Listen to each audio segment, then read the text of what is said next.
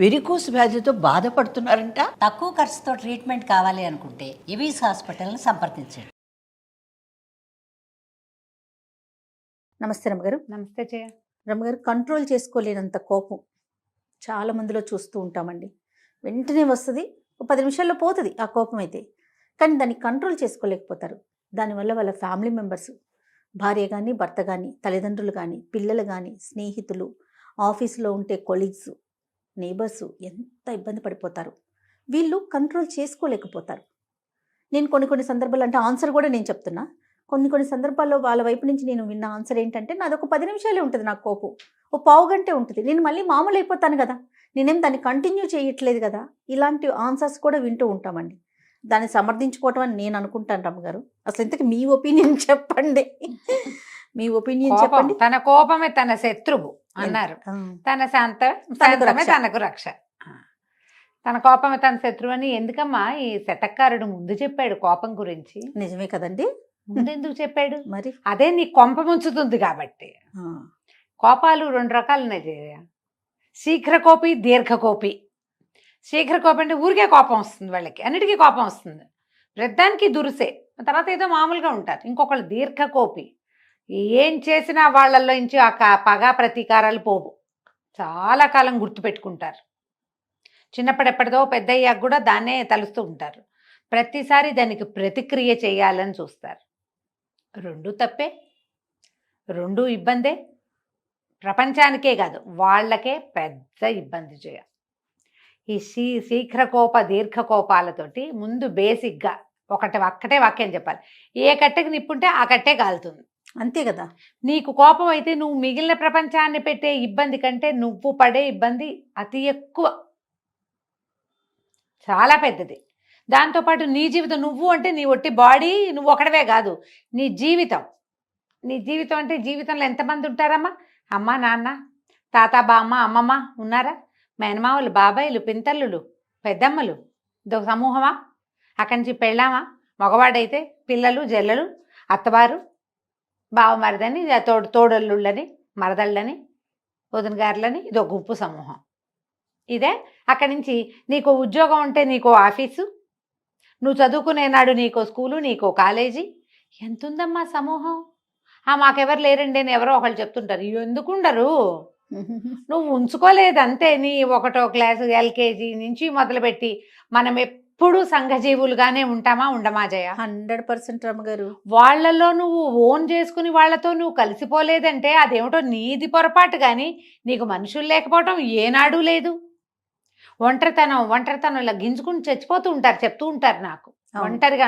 ఒంటరి ఏమిటి, మనం ఎప్పుడు గుంపుగానే ఉంటాం. వాళ్లతో నీది పంచుకోలేని అసమర్థత నీదవుతుంది, కానీ సమూహాన్ని ఏముంటుంది? ఎప్పుడు సమూహం ఉంది మనతో పాటు. మన స్కూళ్ళు, మన కాలేజీలు, మన ఉద్యోగాలు, మన వ్యాపారాలు, అసలు మన జీవితాలు. ఓ పెళ్ళి, ఓ పేరెంట్ అనగానే ఓ గుంపు, ఇద్దరం చేసుకుంటాము పెళ్ళి. రిజిస్టర్ మ్యారేజ్ చేసుకోవాలన్నా 10 మంది వెళ్తాంగా. అడవుల్లో భార్యాభర్త నింగి నేల సాక్షిగా పెళ్లి చేసుకునే రోజులు ఆ రోజులు లేవు కదా. లేవు. ఎప్పుడో పూర్వకాలంలో పంచభూతాల సాక్షిగా గాంధర్వ వివాహాలు అవి చేసుకునేవాళ్ళు. అవును. ఇప్పుడు ఆ గాంధర్వాలు కూడా అందరికీ తెలిసేలాగానే తగలబడుతున్నాయి. సమూహం లేకపోవటం లేదు. ఈ మొత్తం సమూహాన్ని నువ్వు మొదలంటా పాడు చేసుకుంటావు నీ కోపంతో. ఎప్పుడు యాంగర్ మేనేజ్మెంట్ ఉండాల్సిందే జయ. పైగా ఇప్పుడు ఇంకో ప్రాబ్లం ఏమొచ్చింది తెలుసా? ప్రతిసారి ఇది చెప్పుకోవాల్సి వస్తుంది.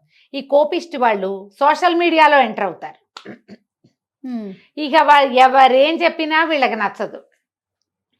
ఏదైనా ఒక సందర్భంలో ఒక విషయం గురించి చెప్తే అది మా గురించే చెప్పారనుకుని రాసేస్తారు, తిట్టేస్తారు, నోటికొచ్చిన మాటలన్నీ అంటారు, బూతులాడేస్తారు.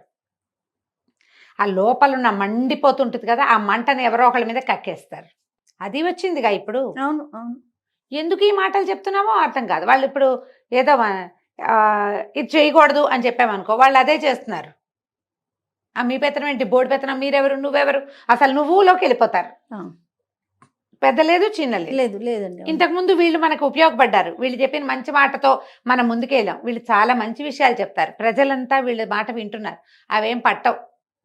నన్ను అన్నావు కాబట్టి నేను తోసేయాలి, నేను అనేయాలి. అనక్కర్లేదు, నచ్చిన పాయింట్ వినిపిస్తే అనుకోవచ్చు అలా కూడా.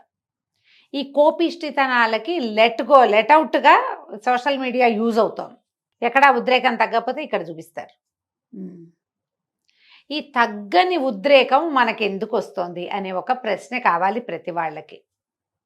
ఏమిటి, నా మాట కాదంటే కోపమా, నేను చెప్పింది చేయకపోతే కోపమా, నన్ను లెక్క చేయకపోతే కోపమా, నన్ను గౌరవించకపోతే కోపమా, అసలు ఏ పాయింట్తో నేను ట్రిగర్ అవుతున్నాను, ఏ పాయింట్తో నాకు ఇంత భడాసు లోపల నుంచి అంత మంట బయటకు వస్తుంది, అసలు నేను కరెక్టేనా అనేది బేరీజ్ వేసుకోవాలి. మీకు యాంగర్ మేనేజ్మెంట్ లేకపోతే మగవాళ్ళతోటి భార్యలు స్నేహంగా ప్రేమగా ఉండరు.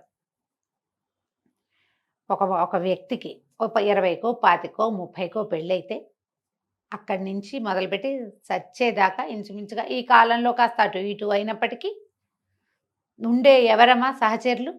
భార్య కానీ ప్రధానంగా జీవిత భాగస్వామి మీతో ట్రావెల్ చేస్తారు. ఒక్కళ్ళు 10 మంది ఉండం కదా, మొగుళ్ళు పెళ్ళాలు ఉండరు, ఒక్కళ్ళు ఉంటారు. పెళ్లి చేసుకునేది ఒకటి. నువ్వు రెండో పెళ్లి చేసుకున్నా రెండోది ఒకటే ఉంటుంది. మొదటిది వెళ్ళిపోయాకే కదా రెండో దానికి వెళ్తావు. ఒక్క మనిషిని సంతోష పెట్టలేని వెధవ బతుకెందుకు? బా శభాష్ గారు చెప్పు. చాలా బాగా చెప్పారు. వాళ్ళని సాటిస్ఫై చేయలేవు, వాళ్ళని సంతోష పెట్టలేవు, వాళ్ళని స్థిమితంగా ఉంచలేనప్పుడు ఏమిటి నీ దగ్గర ఏముండి ఏం ప్రయోజనం? కంట్రోల్ లేనప్పుడు అప్పుడు భార్యాభర్త కూడా నటించుకోవాలి. నటించడమే, ప్రేమ ఉండదు, ఏముండదు. ప్రేమ కానీ ఆపేక్ష కానీ అభిమానం కానీ ఉండవు. చచ్చినట్టు ఉంటారు వాళ్ళు. పాపం పారిపోయే దారి లేక. ఈ కాలము ఆ కాలం కాదమ్మా. పాత రోజుల్లో కోపిష్టి మొగుళ్ళు, శాంతమూర్తులైన భార్యామణులు సినిమాల్లోనే కోకొల్లలు చూసాం మనం. మనకు ఎంతమంది తెలుసో, మన బాబాయిల్లో పిన్నమ్మల్లో చాలా మంది ఉంటారు. అవును, మనకి తెలుసు. రోజు అప్పుడప్పుడు మనం కూడా ఉంటాం ఆ గుంపులో. కోపిష్టి మొగుడు, శాంతమూర్తి పెళ్ళాం, లేదా పరమ కోపిష్టి పెళ్ళాము, ధూర్తురాలు, నోటికొచ్చినట్టు మాట్లాడుతుంది, దాన్ని భరిస్తూ ఉండే భర్త. బట్ ఈ కాలము అది కాదు. మొట్టమొదట మిమ్మల్ని డిచ్చు కొట్టేది మీ తాలూకు సహచరులే, పార్ట్నర్లే. వీడని వదిలేస్తారు. నువ్వెంత ప్రేమగా ఉన్నా. కొంతమంది ఉంటారు పాపం, అయినా సరే అని భరిస్తారు, కొన్నేళ్ళు లాగుతారు. ఎప్పుడో ఒక రోజున విరక్తి వస్తుంది, ఎవరో 10 మంది కూడి మిమ్మల్ని సెపరేట్ చేయడానికి పూనుకుంటారు. అది పోతుంది.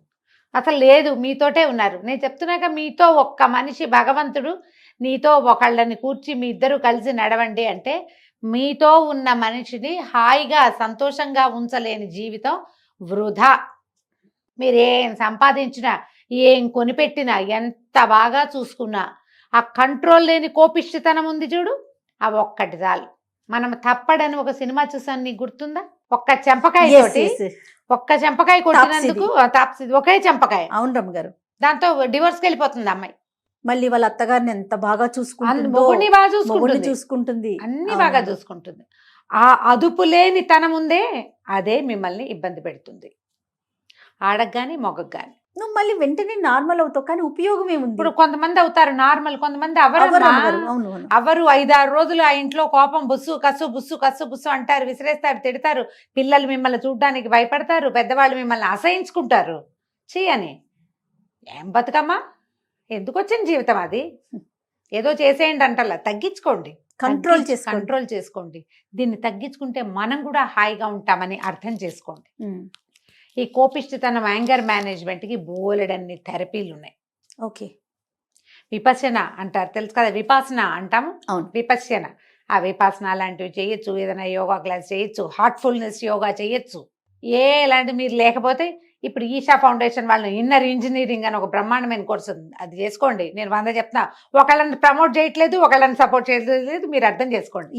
ఏ ఒక్కళ్ళని నేను ప్రమోట్ చేసే ఉద్దేశం కాదు. సొసైటీలో ఉన్నాయి, ఇన్ని రకాలు ఉన్నాయి. ఆర్ట్ ఆఫ్ లివింగ్ ఉంది, దానికి వెళ్ళొచ్చు, ఈషాకి వెళ్ళొచ్చు, ఎక్కడికో ఒక చోటికి వెళ్ళండి. వెళ్ళడానికి 10 దారులు ఉన్నాయి, మా దగ్గర కూడా రావచ్చు. మనసు ఉండాలి కదా రమ్మగారు. ఫస్ట్ నేను తగ్గించుకోవాలనే ఆలోచన. దీని వల్ల నేను ఇబ్బంది పడుతున్నాను, ఈ కోపిష్టితనం వల్ల. ఈ కోపిష్టితనం వల్ల వీళ్ళెవరు, నా సమాజం నాతోటి ఉండట్లేదు, నేను నా పిల్లల్ని కోల్పోతున్నాను, నా వైఫ్తో హస్బెండ్తో ప్రేమ ఆపేక్ష నాకు లభించట్లేదు, నా సమాజం అంతా నా నుంచి దూరంగా వెళ్ళిపోతుంది, నేనేం చేయాలి అనగానే ముందు మనల్ని ప్రశ్నించుకోవాలి, మనని ఎవరి దగ్గరైనా రివీల్ చేసుకోవాలి. మనల్ని మనం గుర్తించుకోవాలి. యాంగర్ మేనేజ్మెంట్ చాలా అవసరమా. కొట్టేస్తారమ్మా, కోపిష్టితనంతో చేతులు ఎత్తుతారు. ఎంత కోపం తెప్పిస్తే కొడతాడు అని తల్లులు సమర్థన, ఎంత కోపం తెప్పిస్తే మాత్రం కొడతావు నువ్వు? ఎవడివి నువ్వు? పుట్టించిన వాళ్ళు కూడా కొట్టకూడదు. మరి సొంత పేరెంట్స్ కూడా ఒక వయసు వచ్చాక పిల్లల్ని కొట్టడానికి వీల్లేదు. పెళ్లి చేసుకున్నంత మాత్రాన ఆడకు కానీ మొగకు కానీ రెండో వాళ్ళ మీద సర్వాధికారాలు రావు.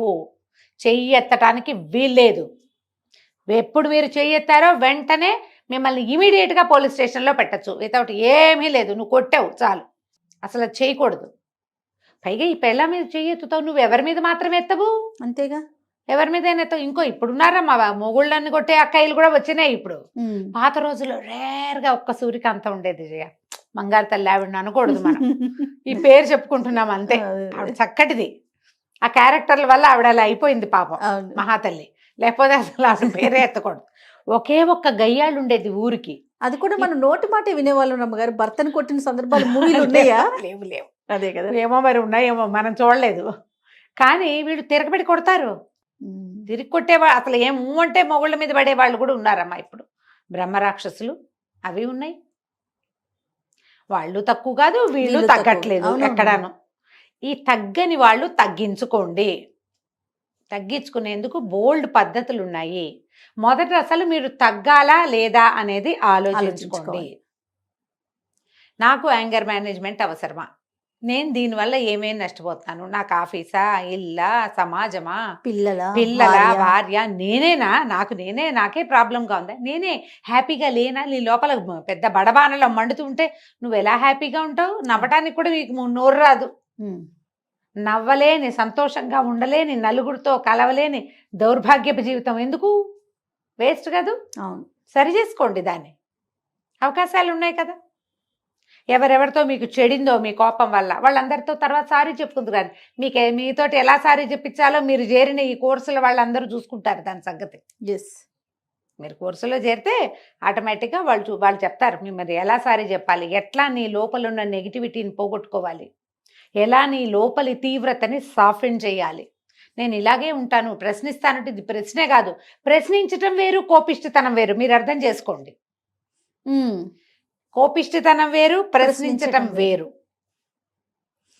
సమాజంలో ఉన్న ఒక చెడునో మన ఎదురుగుండా ఉన్న వాళ్ళు చేసిన ఒక తప్పునో నువ్వు ప్రశ్నించటం వేరు.